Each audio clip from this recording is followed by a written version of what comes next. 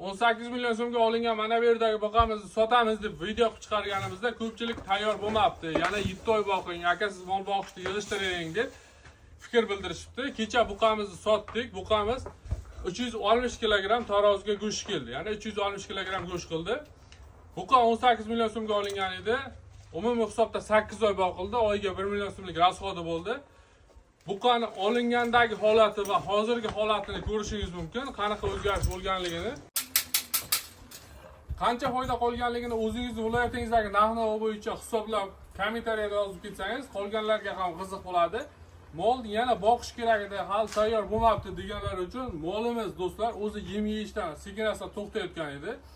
Yem yeyishdan qolayotgandi. Men bu molni yana 3 oy, 4 oy mol boqqanim bilan 400 kg go'sht qilmaydi. Rasxod kattarib ketaveradi, lekin semirish effekti mana bu issiq kunlarda kamayib ketadi. Shuning uchun do'stlar buni sotib, o'rniga boshqa mollar boqsam, menga ko'proq foyda qoladi. Buni mol boqqan odamlar o'zi tushunishadi. Go'shtning narxi oshganiga foyda qilgansan deganlar uchun mayli siz go'shtni 90 ming so'mdan hisoblang, lekin molga ketgan xarajatni oyiga 1 million so'm emas, 500 ming so'mdan hisoblang. Qani qaysida ko'proq foyda qolar ekan? Biz ham do'stlar xalqimizga qancha arzon sotsak shuncha yaxshi, lekin bu mollarni bog'ish xarajati kundan kunga oshib bormoqda. Hozir 1 kilogramm yemning narxi o'rtacha shu kunjar 6,5 ming so'm, bug'doy yorma 3,5 ming so'm, sho'rqa 5,5 ming so'm bo'lgan.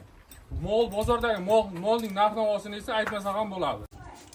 Do'stlar, bizni kuzatib boring. Mana o'sha 7 ta buqamizdan bittasi qoldi. Yaqinda yangi partiyadagi buqalarni olib, boshidan boshlab buqani qanaqa boqish kerak, qanaqa yem berish kerak, yemni ko'paytirib borish tartibi qanday bo'ladi, nima ishlar qilinadi, barchasini do'stlar boshidan boshlab sizga ko'rsatib boraman. Bizni kuzatib boring.